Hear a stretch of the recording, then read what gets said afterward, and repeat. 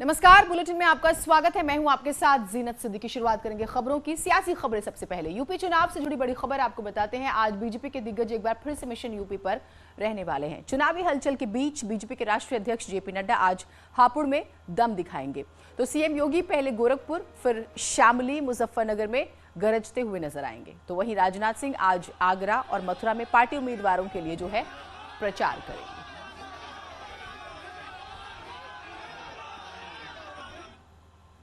तो राष्ट्रीय अध्यक्ष जेपी नड्डा आज हापुड़ में चुनाव प्रचार करेंगे। दोपहर करीब 1 बजे नड्डा प्रभावी मतदाता संवाद को संबोधित करेंगे। इसके बाद बीजेपी प्रत्याशी के पक्ष में डोर टू डोर भी करेंगे। नड्डा हापुड़ विधानसभा के प्रत्याशी समेत धौलाना और गढ़मुक्तेश्वर के प्रत्याशियों के पक्ष में वोट की अपील करेंगे।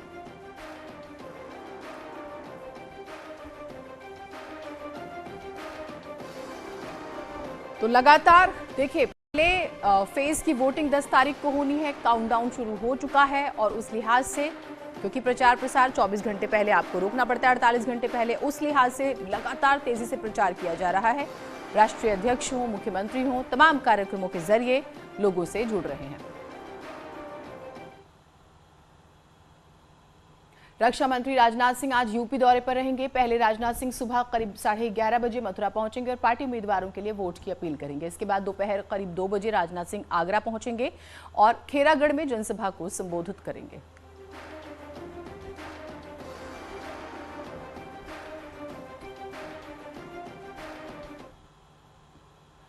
मुख्यमंत्री योगी आदित्यनाथ आज पूरे दिन एक्शन में रहने वाले हैं। सबसे पहले सीएम गोरखपुर के मोहिद्दीपुर में डोर टू डोर प्रचार करेंगे। सिख समाज के साथ सीएम बैठक भी करेंगे। सुबह 11 बजे के बाद सीएम शामली पहुंचेंगे और जनसभा को संबोधित करेंगे। शामली के बाद सीएम दोपहर 2 बजे के आसपास मुजफ्फरनगर पहुंचेंगे और पार्टी उम्मीदवारों के पक्ष में जनसभा करेंगे।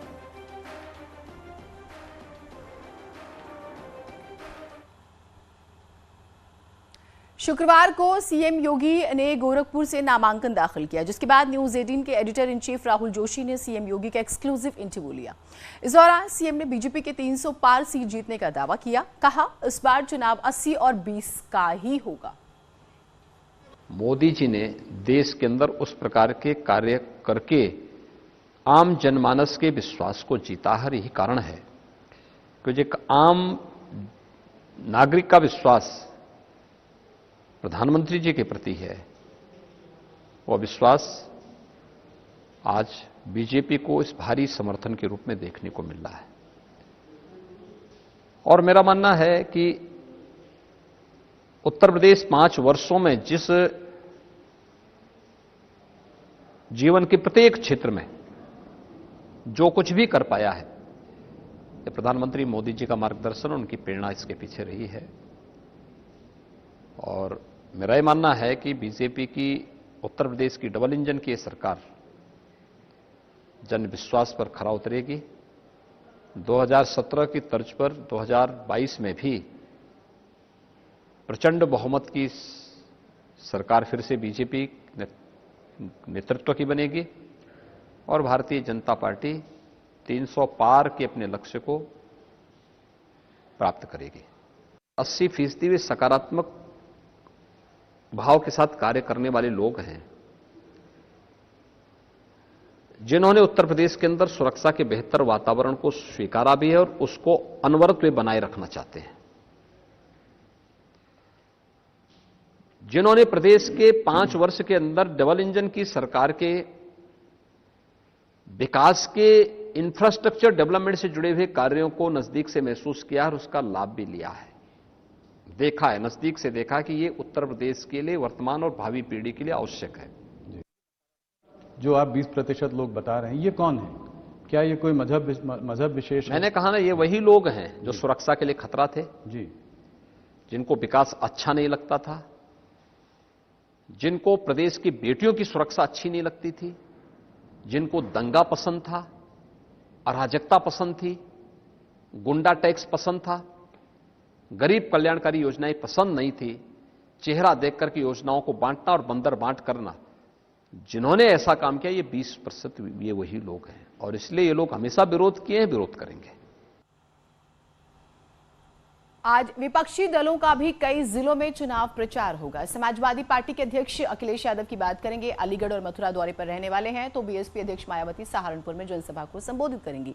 अखिलेश यादव और मायावती अपने उम्मीदवारों के लिए लगातार दौरे कर रहे हैं। शुक्रवार को भी अखिलेश यादव आगरा दौरे पर थे, तो मायावती ने पश्चिमी यूपी के अमरोहा में जनसभा की थी। इससे पहले मायावती ने अपने प्रचार अभियान की शुरुआत आगरा से की, जो कि लगातार जारी है।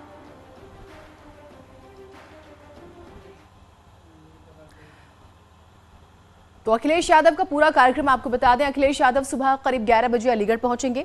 धनीपुर हवाई पट्टी पर उनका हेलीकॉप्टर उतरेगा। फिर वो एक रेजिडेंसी में एसपी और आरएलडी उम्मीदवारों और कार्यकर्ताओं को संबोधित करेंगे। दोपहर करीब 2 बजे अखिलेश यादव मथुरा के लिए रवाना होंगे। यहां शाम करीब 4 बजे मांट विधानसभा क्षेत्र के प्रत्याशी संजय लाठर के समर्थन में जनसभा को संबोधित करेंगे और पार्टी के नेताओं के साथ चुनाव को लेकर मंथन भी करेंगे।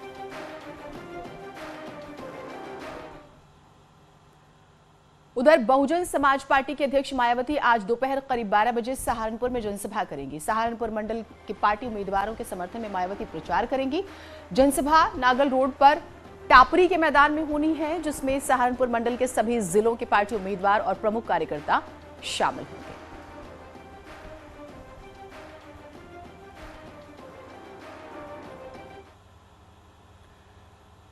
एआईएमआईएम अध्यक्ष असदुद्दीन ओवैसी आज 3 विधानसभा सीटों पर चुनाव प्रचार करेंगे। ओवैसी गाजियाबाद की लोनी, बागपत जिले की छपरौली और हापुड़ की गढ़मुक्तेश्वर विधानसभा में जनसभा को संबोधित करेंगे। ओवैसी की गाड़ी पर गुरुवार को हापुड़ में हमला हुआ था, जिसके बाद एक बार फिर से ओवैसी चुनावी प्रचार के मैदान में उतर चुके हैं।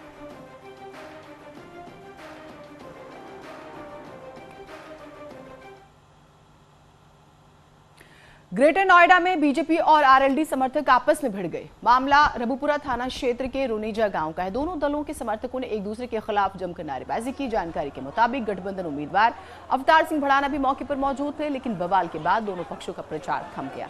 मामले में तहरीर भी दे दी गई है।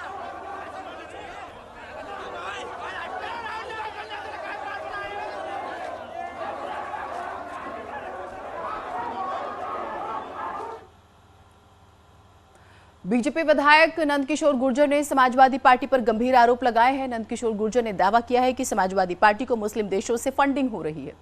बीजेपी विधायकों ने समाजवादी पार्टी पर आतंकी संगठन हिजबुल मुजाहिदीन से मिले होने का आरोप लगा दिया। उनके मुताबिक अखिलेश यादव पर पाकिस्तानियों को टिकट देने का आरोप भी है। उन्होंने यह आरोप लगाया। वहीं आम आदमी पार्टी ने बीजेपी को सबसे बड़ी जिन्नावादी पार्टी करार दिया।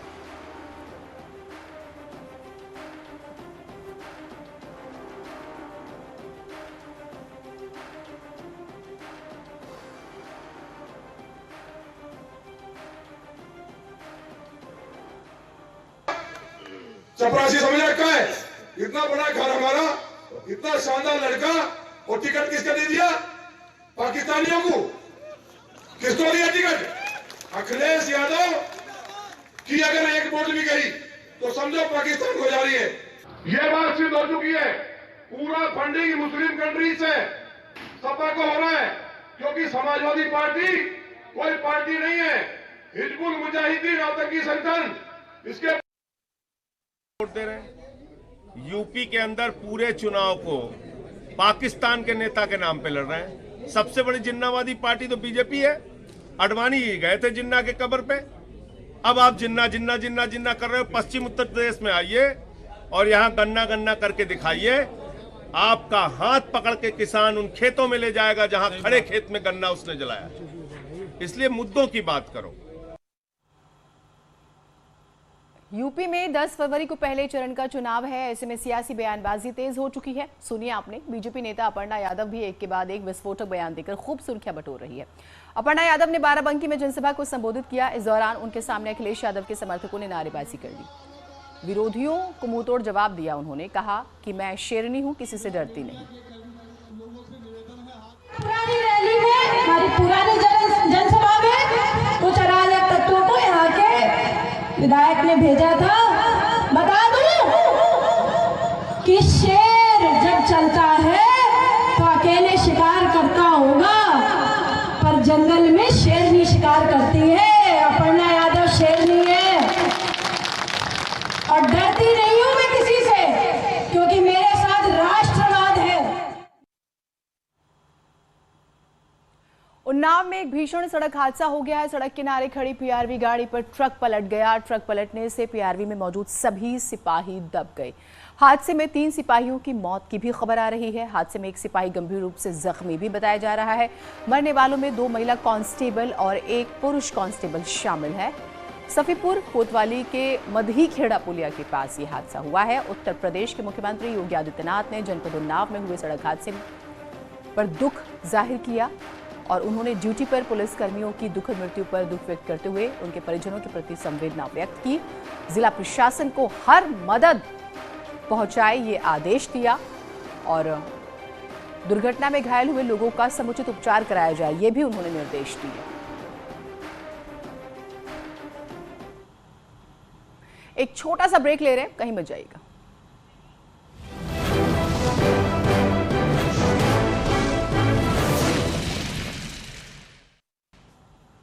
हरदोई में ज्ञानधारा कंपनी ने स्पेशल पशु आहार लॉन्च किया है। यह आहार स्पेशली भैंस के लिए बनाया गया है। कंपनी के मुताबिक नए पशु आहार में भरपूर मिनरल्स और विटामिन हैं, जिससे भैंस की प्रजनन क्षमता बेहतर होगी, बीमारियों से लड़ने की शक्ति बढ़ेगी और ज्यादा दूध का उत्पादन होगा और इससे किसानों का मुनाफा भी बढ़ेगा। तो हरदोई में जो है ज्ञानधारा कंपनी, उन्होंने स्पेशल पशु आहार लॉन्च किया है और यह आहार स्पेशली भैंस के लिए बनाया गया है। कंपनी के मुताबिक नए पशु आहार में भरपूर मिनरल्स और विटामिन हैं, जिससे कि भैंस की प्रजनन क्षमता बेहतर होगी और बीमारियों से लड़ने की शक्ति जो है वो बढ़ेगी, ज्यादा से ज्यादा दूध का उत्पादन होगा और इससे किसानों का मुनाफा यकीनन बढ़ेगा। बफलो स्पेशल फीड लॉन्च हुआ है। ये बफलोज के लिए एक स्पेशल क्वालिटी फीड है जिसमें फैट एंड प्रोटीन की मात्रा ज़्यादा होती है। क्योंकि बफलो के मिल्क में SNF क्वांटिटी ज़्यादा होती है, इसीलिए बफलोज को एक स्पेशल प्रकार के आहार की ज़रूरत होती है जिससे उनके मिल्क में फैट एंड प्रोटीन परसेंटेज बढ़ सके। तो किसान को ये फ़ायदा है कि अगर वो राइट टाइप का कैटल फीड खिलाता है तो उससे उसको मिल्क में फैट और प्रोटीन और SNF बेटर मिलेगा, जिससे उसे दूध के ज़्यादा रेट मिलते हैं। दूध देने के लिए वो अपना फीड जो होता है वो सहायक इसलिए ज़्यादा है क्योंकि हमारा जो BIS एज पर BIS नॉर्म्स जो स्टैंडर्ड्स के हिसाब से जो फीड चाहिए होता है, जो पशु के लिए चाहिए होता है, उस तरीके का फीड हम हमारे साइंटिस्टों के मार्गदर्शन में बनाते हैं।